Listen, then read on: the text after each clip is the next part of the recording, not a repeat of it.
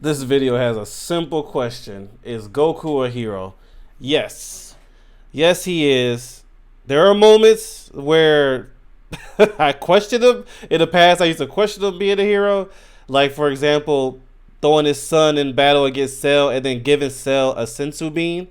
Not take. One thing that used to irritate me about Goku back in the day was, I'm kind of used to it now, but one thing that used to irritate me back in the day was Goku's wisdom of the not being wise in situations. Like Cell, for example, like I just said, that this man's trying to destroy the whole universe, just destroy Earth. Your whole.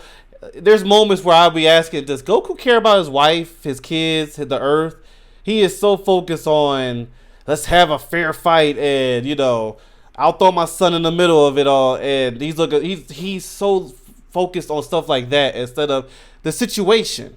And as a Vegeta fan, Vegeta has the same problem in a way. He could have defeated Semi-Pro Cell, but we know what happened there. But there are moments like that with Goku, and moments like with the Buu saga. He was Super Saiyan 3. He could have defeated Majin Buu, but he decided not to. Or Vegeta, when he fought Majin Vegeta, he could have just turned Super Saiyan 3. Vegeta would have got hurt. His feelings, his pride would have got hurt, and he would never have to fight Vegeta, which then would have not have the birth of Buu. There's just moments that I have with Goku where it's like, okay, you need to get out of your own head, bro. Look at the situation. There was moments I had like that, like I know you're into the whole let's get better and train, but the fate of the world is in your hands. Don't give Cell a sensu bean. Don't do that, because now we saw what happened, and he died when he didn't have to. You know what I'm saying? So moments like that does come out. There's other moments, but still, overall, as much as he does not, which I feel for Chi-Chi a lot of times, but as much as he doesn't spend as much time as he should with them, or he puts the Earth in those situations like the Cell games or whatever, that brother will still give, when he's in battle, for the most part, he'll give everything he has. I say for the most part because Cell, he didn't stay. But you know what I mean. Yeah. What he does for Gohan, even though there's some questionable things he's done to Gohan, I know, because there's gonna be somebody like, well, he did this to Gohan. Granted, he's not the smartest in there in the franchise, but that man gave up his own life against Raditz, so on and so forth. He's done so much. I mean, that moment in the Cell games when he looked at his friends and he knew he had to die again, that to this day still hits me here. Like that. It wasn't even, he didn't say anything. It was the look he gave when he looked back at him. When he looked back at him, he was like, all right, did he just smile? Like that moment right there, that's yeah. Yeah, that moment of I might not ever see y'all again. And I'm gonna look at y'all one more time. Like that moment, that's the sign of a real hero. And there's other moments, but Goku definitely. As much as he has questionable moments, we can't deny that he's pure heart and actually want to help people. Does he do it in a smart way on top? No, but that's irrelevant. He can just get smarter during time. I'm glad in Super Whis is teaching him how to stop being too comfortable or cocky, or what's the word I'm looking for? Like he doesn't pay close attention. I'm glad Whis is teaching that. And teaching him how you got to take the matter seriously here, But yes, to answer the question, absolutely. Let me hear what Carthus Dojo has to say. Y'all know I love his channel as a Dragon Ball fan. I'm gonna put the original video in the description below. But let me like the video now. But let's go ahead and get right into this. Yes, Goku is a hero. Yes, I feel like the right off the bat. Of superheroes in media has caused a lot of people to forget what being a hero is. You could be a hero without acting like a superhero. While superheroes help as much as they can, often seeking out people in need and executing their own moral codes in the process, a hero can just be a person that does good when the opportunity to do good presents itself. So if that's what a hero is, does Goku fit? Of course he does. When the series first begins, Goku is the one to advocate for saving Turtle despite it not being something directly beneficial to himself. Remember when Goku was saved by a mouse, and in return he saved the mouse from a collapsing undersea cavern? That's not what most people would do, but he saw it as the good and right thing to do. As a kid, Goku is possibly at his most heroic when he puts aside his own quest for his grandfather's Dragon Ball in order to revive Appa's father, Bora. This is not just doing a basic good he can easily perform. It's an action that directly hinders him because the Dragon Balls scatter after a wish is made. It's important to remember that Goku hadn't trained with Master Karin at this point, so he wasn't nearly as fast as he would be by the end of the arc, meaning he didn't know he'd be able to grab the 4-star Dragon Ball before it scattered away until way later. This choice was entirely made at his own expense. Of course, this also leads to him taking out the entire Red Ribbon Army, an organization that he can identify as purely evil. But where did this desire to take down those who do evil even come from? Well, during his training with Master Roshi, Goku was taught to take out those who do evil in one mighty blast, a lesson that doesn't seem to sink in immediately, but manages to stick with him based on his actions going forward. Just look at how he handles Commander Black at the end of their fight. Commander Black is a bad guy, and Goku doesn't let bad guys get away. The Red Ribbon Army arc also has this line, which usually shuts people up who treat Dragon Ball Z Abridged like it's canon. Goku goes on to save the world from the Demon King Piccolo and his henchmen, something that fortune teller Baba foretold after first meeting him. He doesn't chase down Tambourine to have a good fight. He hunts him down to avenge Krillin and to eliminate evil. When facing a rejuvenated Demon King Piccolo, he isn't excited to see Piccolo's new power. He wants to beat him because of the bad things that he's done. When Goku wins, he isn't happy to have beaten a strong enemy. He actually cries because this victory means so little after the death and destruction that Piccolo caused. The fight may be over, but Master Roshi and Krillin will stay dead forever because Piccolo killed Shenron. This is even shown to be exactly what he's thinking about when he immediately asks Ten Shinhan if Shenron is actually dead. He fought for them, not for himself, and now that the fight is over, he finally gets his chance to grieve. So Goku not only saved the world, but he fought for the sake of others and not himself? Yeah, that's pretty heroic to me. This is where Goku's morality shift begins as he starts sparing villains for a few arcs, but that's a topic for a different video. That's another thing too, like seeing Frieza there and Piccolo. You know you're a hero, bro, when you change the hearts of some of the worst in the franchise. You think about Piccolo. People see Piccolo now. If you are an OG Dragon Ball fan, you know Piccolo was basic, like, yeah, he was... You wouldn't think he would turn to the good side. Obviously, shout out to Gohan, too, for softening his heart. But Piccolo, Vegeta, Frieza, for to a certain degree. Because let's come on now. Especially if you read the... I remember I read the when he was Black Frieza or Frieza Black. It's in a manga. It's not a TV show yet. And should I spoil it? Yeah, because it's been out for a minute. But Frieza turned Black Frieza, which is more powerful than Ultra Instinct and Ultra Ego Vegeta, and he knocked both of them out with one hit. Now, Frieza could have just killed them right there. That was it. It was over. And this is just something I believe. I believe because of the history that Frieza and Goku has, what Goku has done to Frieza, I'm talking about, he spared his life, the whole Tournament of Power, so on and so forth. I seriously believe there's a little piece of Frieza that will never, I don't think he'll ever be like how Vegeta and Piccolo is, just be around Goku's side. But I think he has that sort of respect of Goku, where he's like, I'm not going to kill you. I just want you to know I'm stronger than you. And if I want to, Frieza's always going to have that say, if I want to, I can get rid of you. And I really believe that came from how Goku treated him. Because even in Namek, during all that nonsense that Frieza did, after everything Frieza killed Krillin, all this other stuff, Goku still spared his life. I know for a fact that is sitting in Frieza's brain.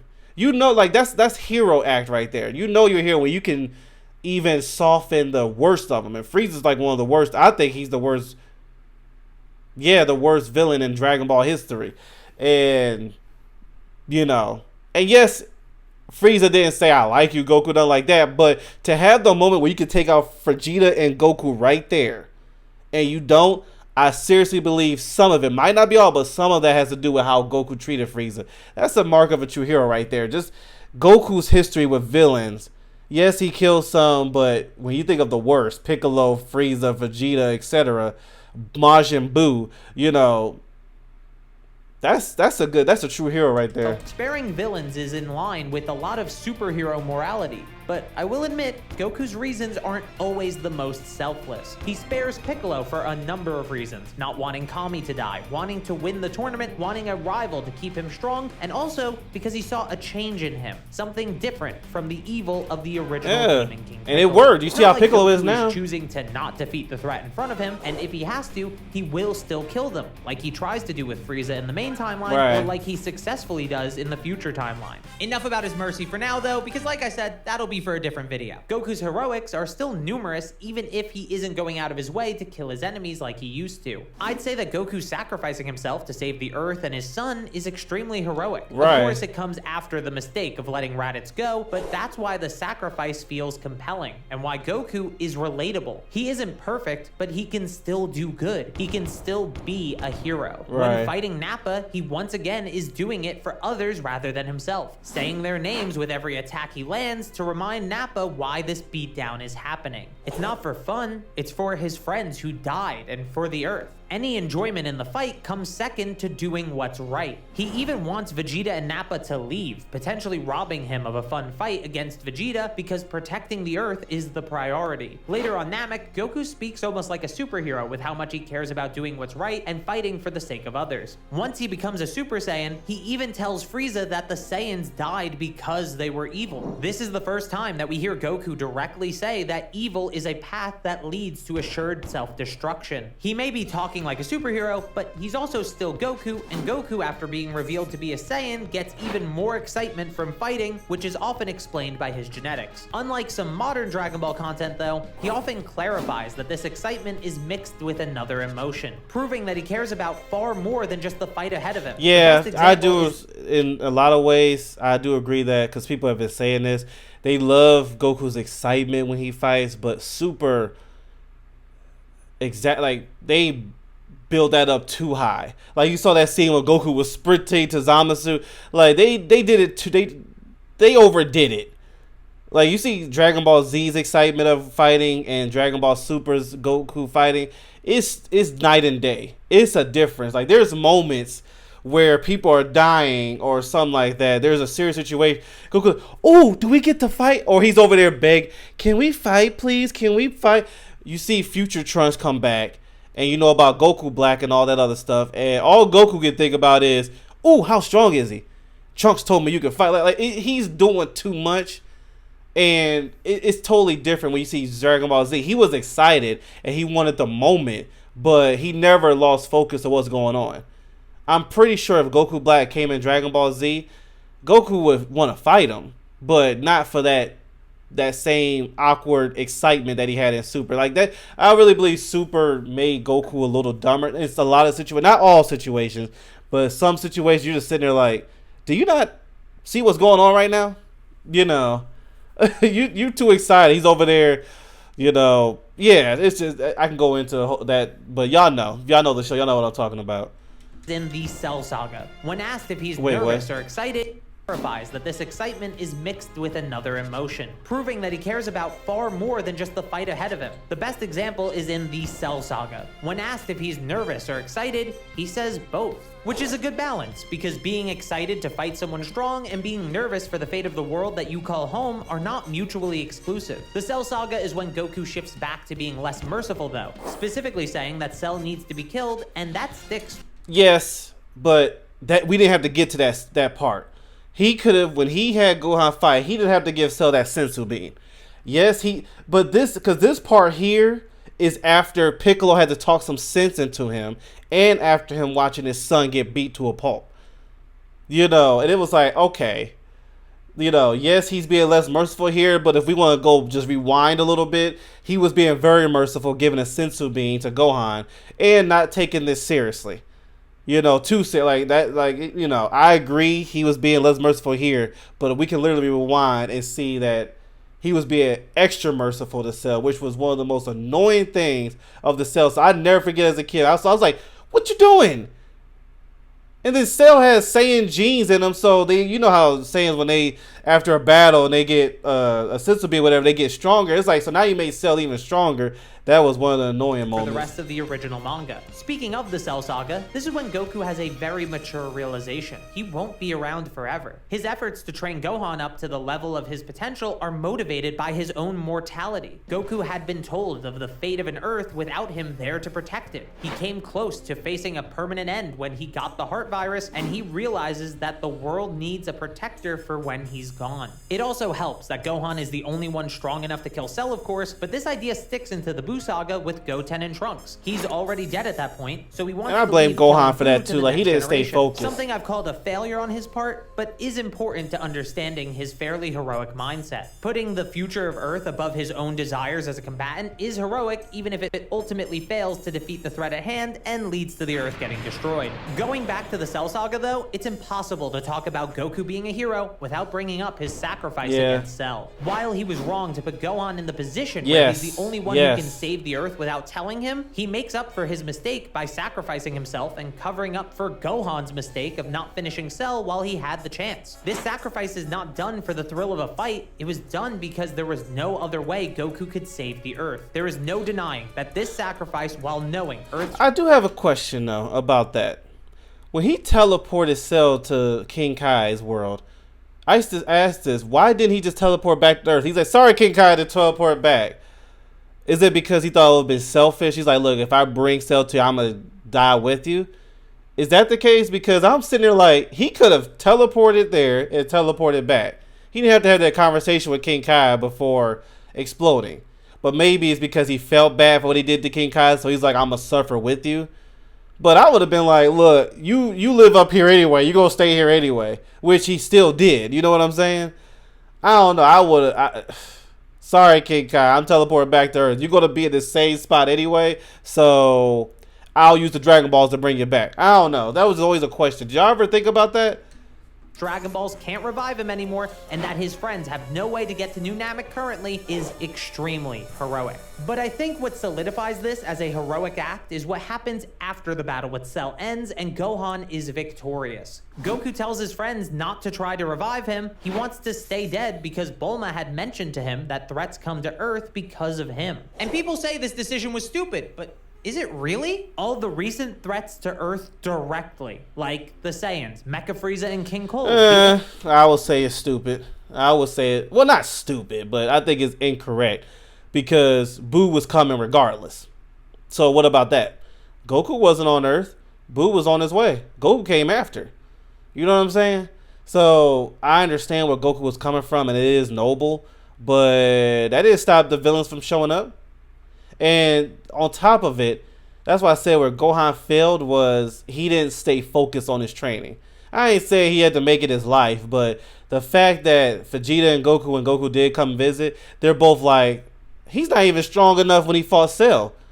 Like, that's you know, and Chi-Chi, like, respect to her, but she should have known better. She should have been like, look, son, how many times we gotta have saved the Earth to not know that we gotta stay on tag? Your father left you as protector of the Earth. You know, so yeah. Androids and Cell are all on Earth specifically to go after Goku. Earth was considered small and worthless, so Raditz, Vegeta, and Nappa would have never gone there, let alone Frieza and King Cold. Goku did destroy the Red Ribbon Army, which was a good thing, but it did lead to a potentially far worse future with people constantly seeking revenge on him and an insane escalation of artificial human technology to compensate. From Goku's perspective, the best thing for the future of the Earth is to leave Gohan as its protector while he moves on into a peaceful afterlife. We see what happens with Gohan. Goku Does come back in the Buu Saga, but initially it's only for his one day on Earth. It's important to remember that as the story was being written, many of its elements weren't actually planned out. So when Goku takes the threat of Buu very seriously at first, he's telling the truth. Alright, so I do have to talk about how the introduction of Super Saiyan 3 in the Buu Saga affects Goku's characterization, because that's what the damn video's about, but I promise I'll keep it brief. Super Saiyan 3's introduction makes Goku a retroactive liar, being able to easily stop Majin Vegeta and by extension Boo's resurrection entirely. But this is covered up, though not perfectly or well like I've argued recently in a video, by Goku's uncertainty regarding the amount of time he'd have as a Super Saiyan 3. This also doesn't excuse him not killing Boo when he had the chance Thank you. and for me, it makes me dislike Goku's characterization in the middle of this arc. The striking difference between his willingness to sideline the tournament in favor of handling the threat and saying he won't hold back are undercut by the reveal of an ultimately pretty useless transformation. And I ain't gonna front, that battle with Vegeta and Goku is one of the best ever. One of the best ever. But it should have never happened. As soon as, like, because the thing is, when you see Vegeta go like this and destroy those other people in the stands, you should have went Super Saiyan 3 right there. Like, right there, it's like, you know what, Vegeta, you losing your mind, bro. You out here killing people too? Nah, let me show you something. And then transform, and then that's the end of that. Because we all know Vegeta's pride would have been hurt so bad that he wouldn't even fought Goku.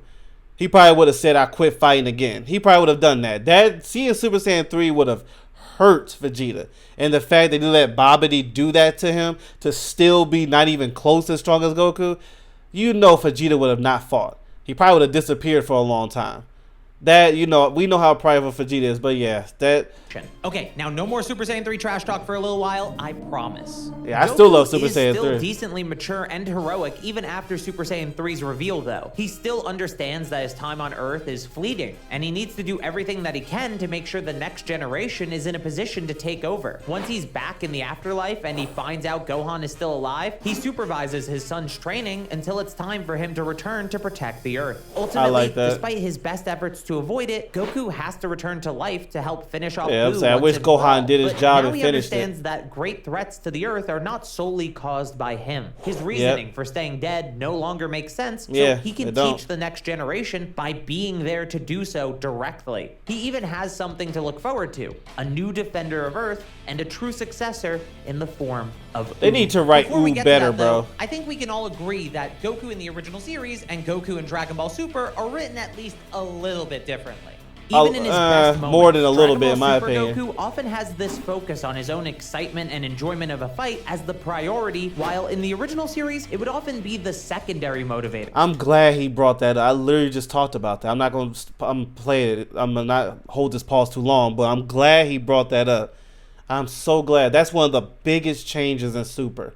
If they changed that, Super would have been a whole lot better. I love Super, don't get me wrong. I think Goku Black Art was the best, even better than Tournament of Power.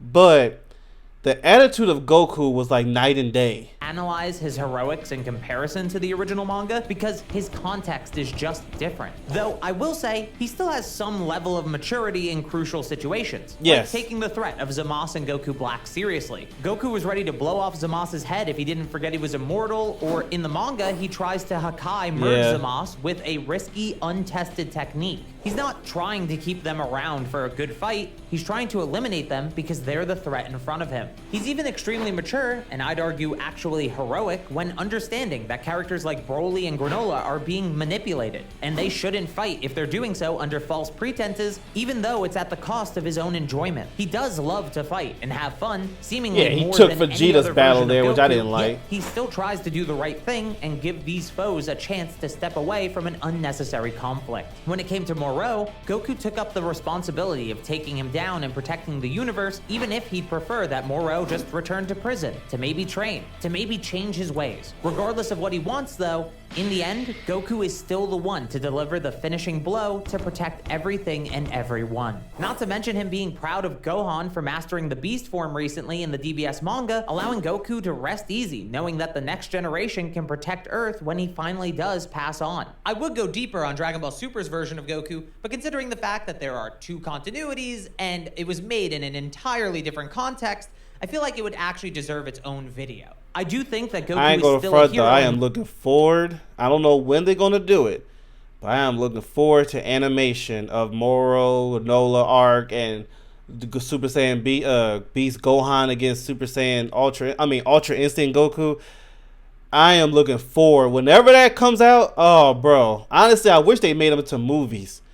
They made the Moral movie, the Granola, all that. I wish they made them to movies, but if they do into TV shows, I was waiting for that more than the Diamond that's coming out. I'm going to watch it, the new one where they turned to kids, but I was looking forward to this, to see a super alter ego Vegeta and all that other stuff. That is what I was looking forward to. But whenever that does come out, oh, it's going to be hype. It's going to be really good. Modern Dragon Ball stories, though, even if I find the way he's written sometimes to be questionable. Yes. Which leaves us with Oob, the character that's a culmination of Goku's desires and responsibilities. I like to think of Oob as Goku's reward. This works as a good endpoint for Goku's journey and the original story because Oob fulfills both Goku's responsibilities to protecting the Earth as well as his more selfish desires to have an enjoyable fight with no threat attached. When the moment comes, and he needs to protect the Earth, his family, his friends, or even the whole universe, he'll be there to do it. And to me, that makes him a hero. Make sure to subscribe if you haven't yet. All right, great video as always. This brother, yeah, he does a great job every time. So go ahead and check him out. And yeah, shout out to you, bro. I'm gonna put your original video in the description below. All right, well, I'll check you later. See ya.